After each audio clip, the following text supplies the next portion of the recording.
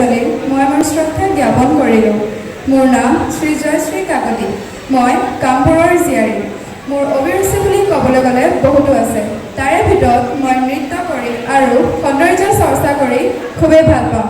আশা কৰিছোঁ এই সুন্দৰ সন্ধিয়াটি আপোনালোক সকলোৱে উপভোগ কৰিব। ধন্যবাদ।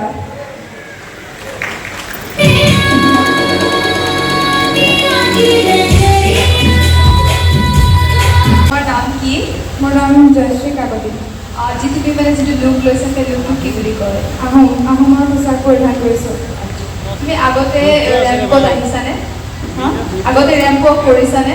কৰিছোঁ। ইয়াৰ আগত কি ইভেণ্টত পাৰ্টিচিপেট কৰিছা?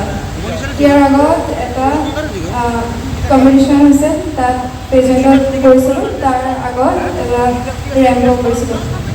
আচ্ছা, আৰু আজি যে তুমি আহোম এটায়াৰ পৰিধান কৰিম বুলি ভাবিছা, সেইটো তুমি ঘৰৰ পৰা ভাবিয়ে লৈছিলা নে কিবা এটা স্পেচিয়েল কিবা ৰিজন আছে যে তুমি আহোম এটায়াৰটো আজি পিন্ধিছা?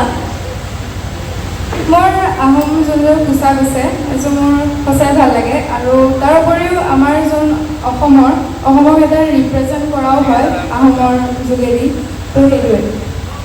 ঠিক আছে, ধন্যবাদ মেম।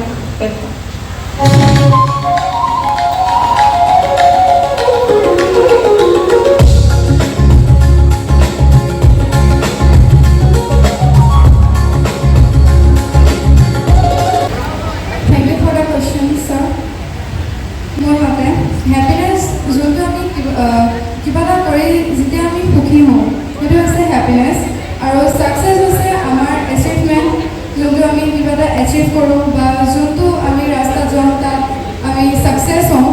আৰু মই ভাবোঁ হেপিনেছ আৰু ছাকচেছ দুয়োটাই প্ৰয়োজন, আৰু ছাকচেছ যদি নহওঁ তেও আমি দুখী হ'ব নালাগে, সদায় কনফিডেণ্ট থাকিব লাগে, নিজৰ কনফিডেন্সটো বুষ্ট কৰি ৰাখিব লাগে, আৰু ট্ৰাই কৰিব লাগে যাতে আমি সদায় ছাকচেছ হওঁ, কিন্তু কেতিয়াও যদি নহওঁ আমাৰ দুখ কৰিব নালাগে, সদায় আগবাঢ়ি যাব লাগে। ধন্যবাদ ছাৰ।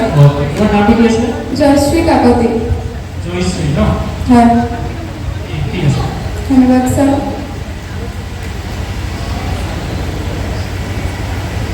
মিস ক্যাটাগরির সেকেন্ড রানার আপ হল খেয়ালি ঘোষ। ফার্স্ট রানার আপ ভূমিশ্রী গুড়ি। আর উইনার হল জয়শ্রী কাকতি। এটা হাত করে